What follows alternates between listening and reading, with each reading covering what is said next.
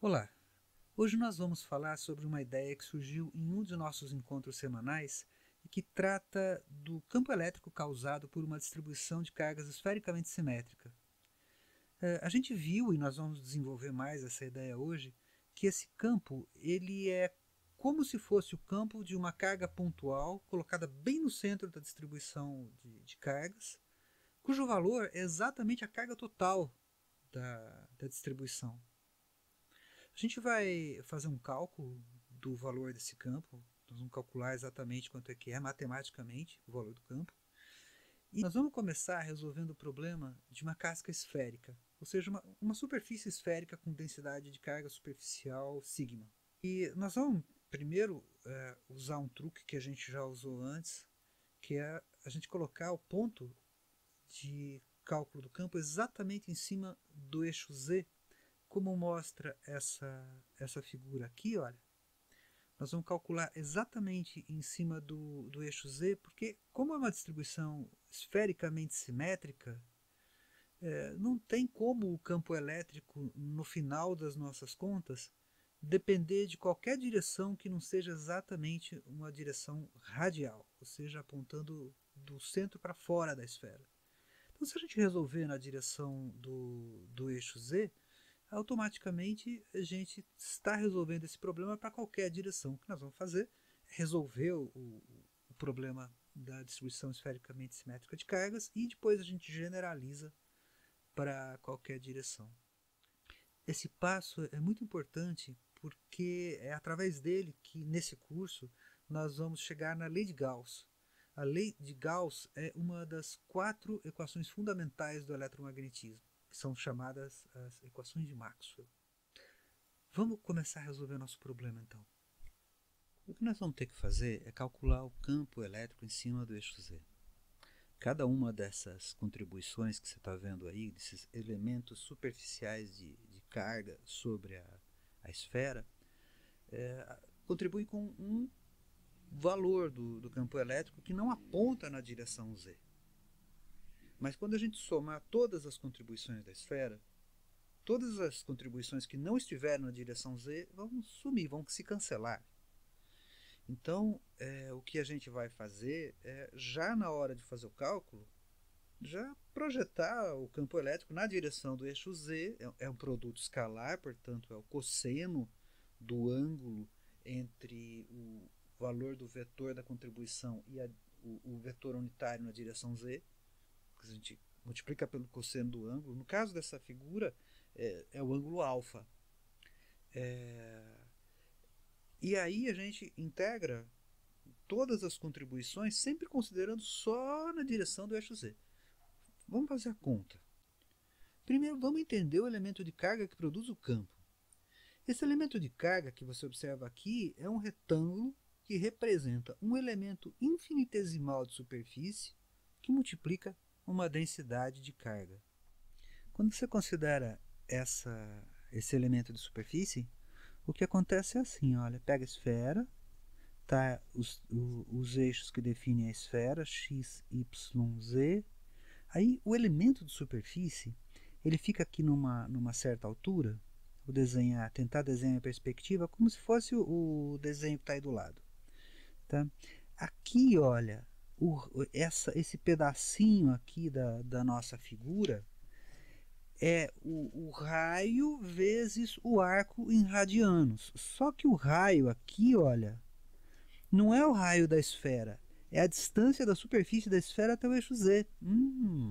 O raio da esfera é a distância do centro até o elemento de superfície. Como o raio da esfera é um raio A, e esse ângulo aqui é um ângulo θ, esse cara aqui é o cateto oposto, né? É A seno θ. A seno de θ.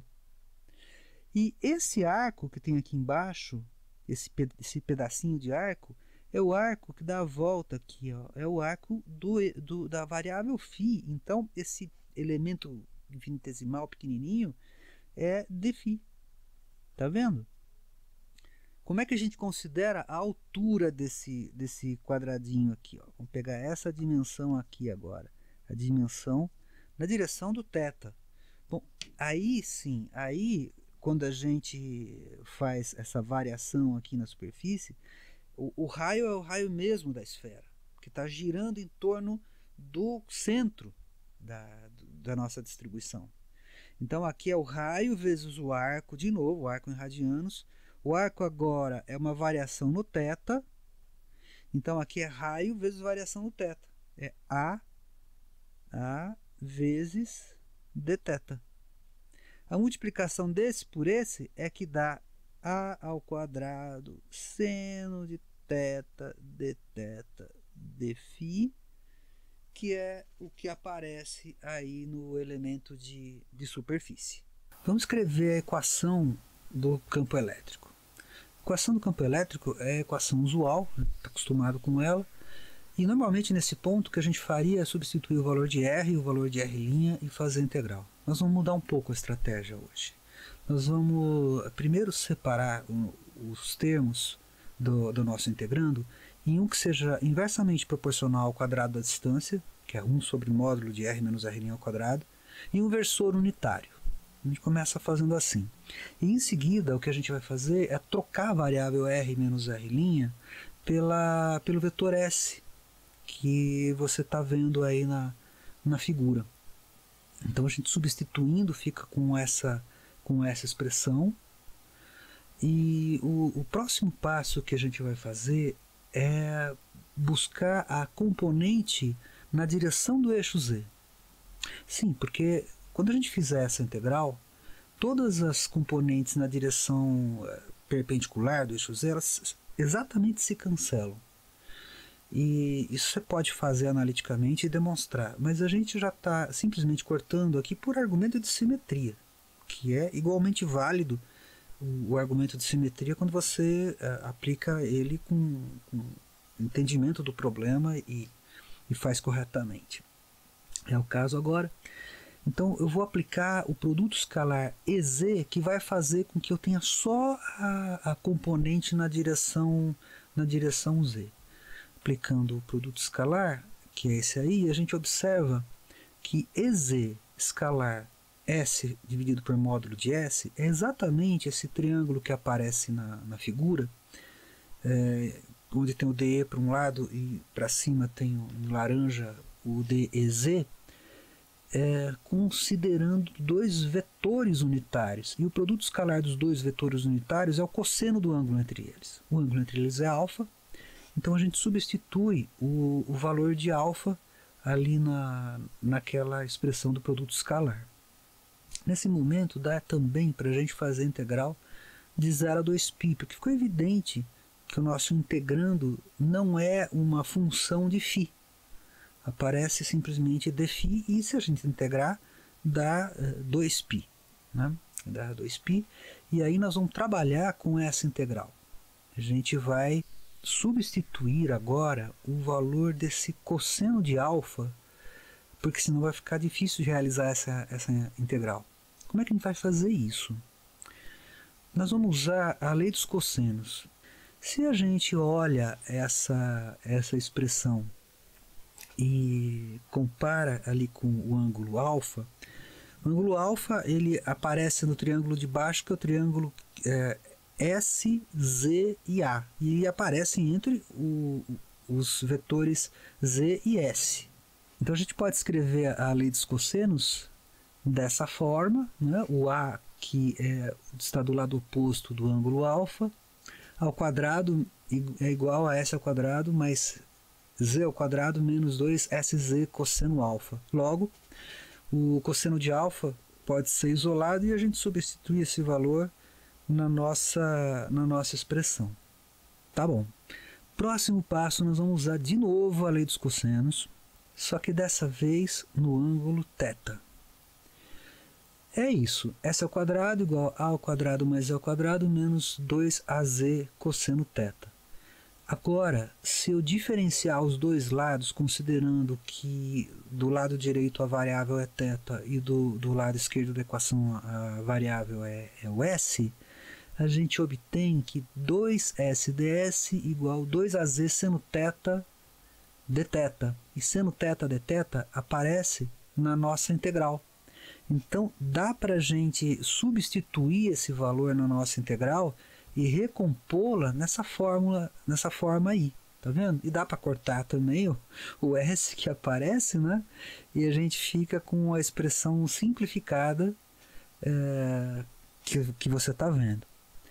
Quando a gente considera os valores de θ igual a 0 e igual a π dos nossos limites de integração, a gente usa essa primeira fórmula aqui de cima, s ao quadrado igual a ao quadrado mais z ao quadrado menos 2az cosseno θ, substitui o valor de θ para 0 e para π, a gente encontra essas duas expressões que você está vendo. Né? O s ao quadrado no limite do θ igual a 0 é z menos a ao quadrado. E no limite de θ igual a π, ele fica z mais a ao quadrado. Portanto, a gente pode substituir os limites de integração e fica a integral de z menos a até z mais a. Tá bom? E desse ponto em diante é praticamente só conta que nós vamos fazer. Nós vamos pegar essa integral, dividir em duas partes. Separando essas duas partes, você vê que nós temos uma integral de ds e outra integral de ds dividido por s ao quadrado vezes uma constante, que é z ao quadrado menos a ao quadrado. Essas integrais são triviais de fazer, porque a primeira integral é s e a segunda integral, a integral de 1 sobre s ao quadrado, dá menos 1 sobre s. Agora é só conta mesmo que tem que fazer, e quando a gente faz essas contas, a gente obtém esse resultado. Aí com um pouco mais de álgebra a gente consegue simplificar essa equação. Aí a gente multiplica por π em cima e embaixo. Quando a gente multiplica por π do lado de cima, a gente vê que esse valor que está aí é exatamente a área vezes a densidade de carga. Então, o campo elétrico dessa casca esfericamente simétrica é exatamente igual ao campo de uma carga pontual colocada na origem, cujo valor é a carga total do meu sistema. Esse é o campo num ponto externo da nossa casca esférica. Mas e se esse ponto estivesse dentro da distribuição de cargas? Então, uma parte interna dessa distribuição, qual seria o seu valor? Vamos analisar essa esfera que eu estou apresentando aqui para vocês. Olha que interessante. Um ponto colocado numa posição arbitrária dentro da esfera é o vértice de dois cones.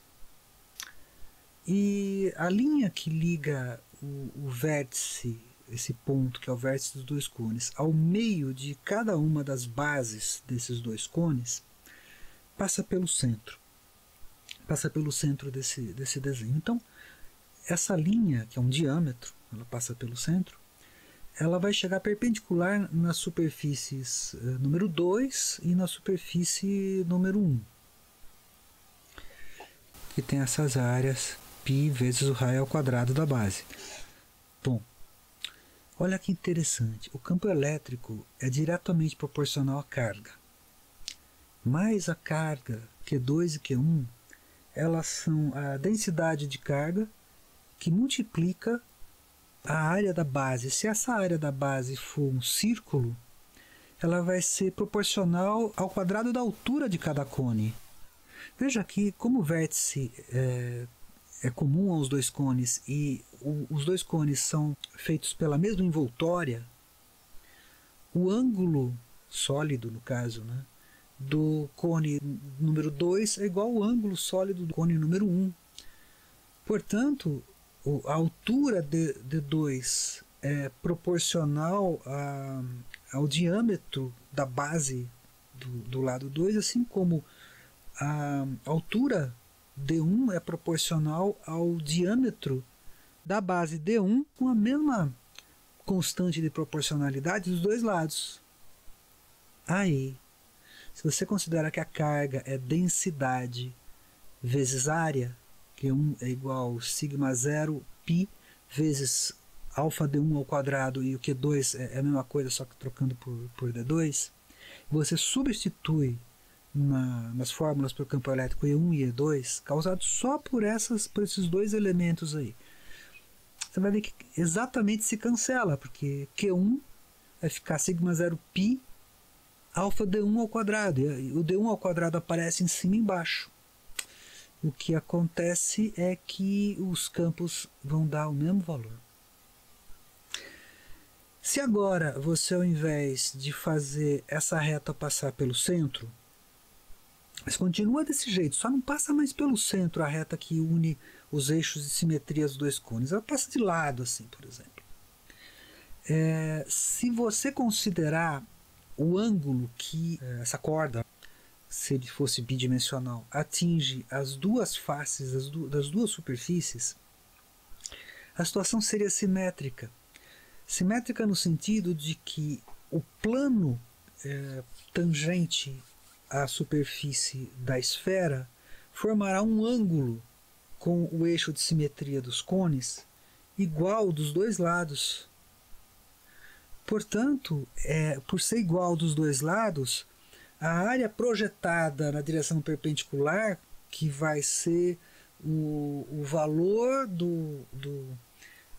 da área na superfície da esfera, multiplicada pelo cosseno do ângulo da normal em relação ao eixo. Bom, tem que desenhar, mas eu vou te falar, mesmo sem desenhar, o ângulo é o mesmo, e se você considerar as áreas pequenas o suficiente, o raciocínio anterior funciona igual, porque a carga vai ser igual e a distância, a carga vai ser proporcional ao quadrado da distância, do mesmo jeito, da mesma argumentação de antes, e os campos vão se cancelar em qualquer direção.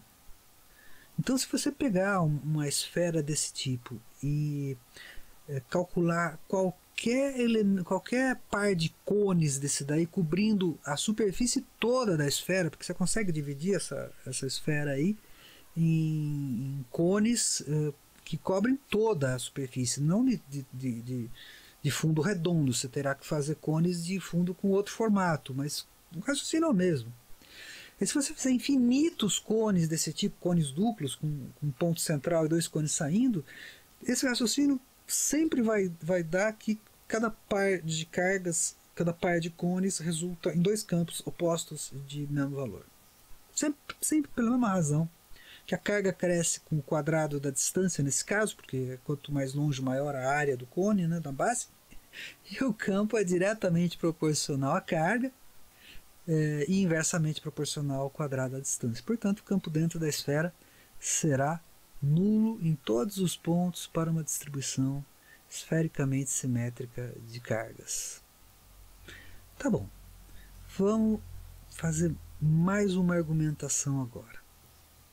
Olha só, a gente calculou o campo de uma casca esférica, mas uma distribuição esfericamente simétrica, ela pode ser pensada como muitas camadas infinitesimalmente finas, colocadas, postas lado a lado, com o mesmo centro, todas elas centradas no mesmo ponto.